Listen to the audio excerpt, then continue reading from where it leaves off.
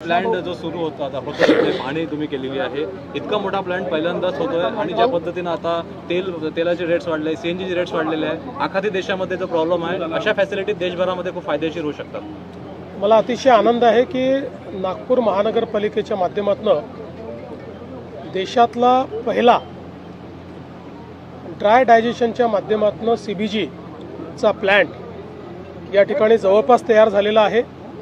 आज आम्ही या प्लॅनची पूर्ण माहिती घेतली, पाहणी केली आणि 3 फेजेसमध्ये आता सुरुवातीला 400 टन, मग पुन्हा 400 टन आणि ऑगस्टमध्ये 400 टन असा 1200 टनचा हा प्रोजेक्ट ऑगस्टमध्ये पूर्णपणे कमिशन होईल, पण त्याचा पार्ट आताच कमिशन होतोय। या माध्यमातून जो सगळा शहरातला कचरा आहे या कचऱ्यावर प्रक्रिया होणार आहे। यातनं जवळपास 28 TPD या ठिकाणी गॅस तयार होणार आहे। त्यासोबत जवळपास 120 TPD जे ऑर्गॅनिक मॅन्युअर आहे ते मॅन्युअर या ठिकाणी तयार होणार आहे आणि त्यासोबत जवळपास 400 TPD RDF तयार होणार आहे की जे आपल्या सिमेंट फॅक्टरीजला किंवा इतर ठिकाणी लागतं। त्यामुळे जवळपास संपूर्ण जो कचरा आहे या कचऱ्यातनं एक मोठी व्हॅल्यू या ठिकाणी तयार होणार आहे। हा देशातला पहिला असा प्लांट आहे की जो विदाऊट टिपिंग फी या ठिकाणी संपूर्णपणे खाजगी गुंतवणुकीतून करण्यात आला आहे। जवळपास 300 कोटी रुपयाची गुंतवणूक ही या ठिकाणी त्यांनी केलेली आहे आणि हे जे मॉडेल आहे हे इतकं चांगलं आहे की ज्याच्यातनं पुढच्या काळात कुठेही कचऱ्याचे ढीग आपल्याला दिसणार नाही आणि वेस्टला वेल्थमध्ये कन्वर्ट करून त्या माध्यमातून आपण जो काही आपलं पर्यावरण आहे त्या पर्यावरणाची हानी देखील मोठ्या प्रमाणात टाळणार आहोत।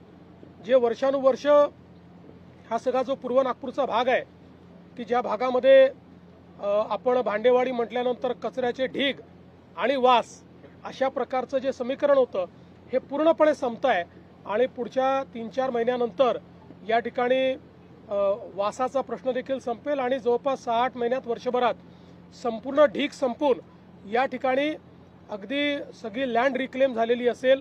मला असं वाटतं की देशातला एक अतिशय महत्त्वाचा अशा प्रकारचा प्लॅन आज या ठिकाणी तयार झाला आहे। मराठा समाजासाठी सर्वाधिक निर्णय तुम्ही मुख्यमंत्री असलेल्या सरकारने घेतलेले आहे, तर ही जरांगे पाटील आज भर उन्हात उपोषणाला बसले, विखे पाटील त्यांना भेटायला गेलेले आहे। सरकारचे प्रमुख म्हणून तुमचं काय म्हणणं आहे? बघा, सरकार या प्रश्नावर नेहमीच सकारात्मक आहे।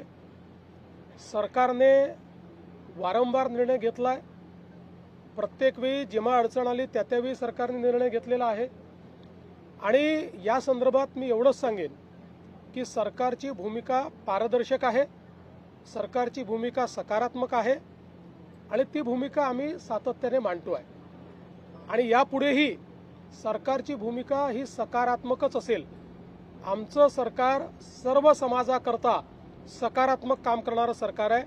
आम्ही समाजांना एकमेकापुढे आणून भांडण करत नाही, सगळ्यांचं भलं कसं होईल हा प्रयत्न करतो आणि विशेषतः मराठा समाजाच्या संदर्भात मी पुन्हा एकदा सांगतो, जेवढे निर्णय मी घेतले आणि शिंदे साहेबांनी घेतले एवढे इतिहासात कधी झाले नाहीत आणि पुढेही आम्ही मराठा समाजाच्या हिताचे निर्णय घेतच राहू। फक्त हे निर्णय घेत असताना देशाचं संविधान, देशाचे हायकोर्ट आणि सुप्रीम कोर्ट यांनी दिलेले निर्देश याचं मात्र पालन करावं लागेल। त्या निर्देशांचा अवलंबन न करता जर एखादा निर्णय घेतला तर त्यातनं केवळ प्रसिद्धी मिळेल पण तो निर्णय टिकणार नाही। त्यामुळे संविधान आणि न्यायालयाचे निर्णय यांच्या कसोटीवर जे निर्णय आम्हाला घेता येतील त्याच्या कसोटीवर खरे ठरणारे जे निर्णय असतील ते सगळे निर्णय आम्ही घेऊ। जरांगेचं आंदोलन सुरू झालं की ओबीसी समाजामध्ये एक भीतीचं वातावरण असतं, तुम्ही त्यांना काय आश्वासन? मी असं स्पष्टपणे सांगतो, एका समाजाचं काढून दुसऱ्या समाजाला द्यायचं अशा प्रकारचं या सरकारने कधीही केलं नाही, आम्ही करणार नाही। ओबीसी समाजालाही घाबरण्याची आवश्यकता नाही, आम्ही मराठा समाजाचंही त्या ठिकाणी समाधान करू, त्याकरताही सगळे निर्णय आम्ही घेऊ, पण त्यावेळी ओबीसी समाजावर कुठलाही अन्याय आम्ही होऊ देणार GR काढण्याची मागणी त्यांनी केलेली आहे। नाही, त्या संदर्भात आता चर्चा चाललेली आहे, एवढ्या डिटेलमध्ये मी बोलणार नाही। मी पुन्हा एकदा सांगतो, न्यायालय, कायदा आणि संविधान याच्या चौकटीत बसून कुठलाही निर्णय घ्यायला आम्ही तयार आहोत। मराठा मंत्रालयाची देखील मागणी केली आहे, क्या बताएंगे जी? एक ये बहुत ही महत्वपूर्ण इस प्रकार का प्रोजेक्ट यहाँ पर तैयार हुआ है। जो म्यूनिसिपल वेस्ट है करीब 1200 टन पर डे, 1200 टीपीडी, उसका प्रोसेसिंग का ये प्लांट है। इस प्लांट में से बड़े पैमाने पर जो हमारा गैस है वो निर्मित होगा।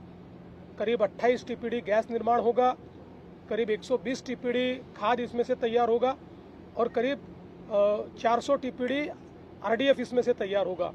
तो एक प्रकार से देश का ये पहला प्लांट है जहां पर पूरा जो कचरा है ये ड्राई डाइजेशन की पद्धति से इस प्रकार से कन्वर्ट हो रहा है और विदाउट टिपिंग फी यहाँ पर इसका निर्माण किया है। इसमें सुसबिड जो कंपनी है उन्होंने इसमें निवेश किया हुआ है और देश की एक बहुत अच्छी टेक्नोलॉजी अब ये साबित होने वाली है। मैं ऐसा मानता हूँ कि ये पूरे क्षमता से चलने के बाद पूरे देश में यही टेक्नोलॉजी का उपयोग लोग करेंगे। पेट्रोल डीजल के बाद अब सीएनजी के भी रेट बढ़ गए हैं, 2 रुपए बढ़े हैं मुंबई में। देखिए, हम सभी लोग जानते हैं कि दुनिया में ऊर्जा का संकट है, विशेष रूप से फ्यूल का संकट ये सब जगह है। दुनिया के सारे देशों में, ऐसा कोई देश नहीं है, अमेरिका सहित सारे देशों में ये रेट्स बढ़े। अमेरिका में तो बहुत बड़े पैमाने पर ये बढ़े, यूरोप में बढ़े, हमारे आसपास के देशों में बढ़े।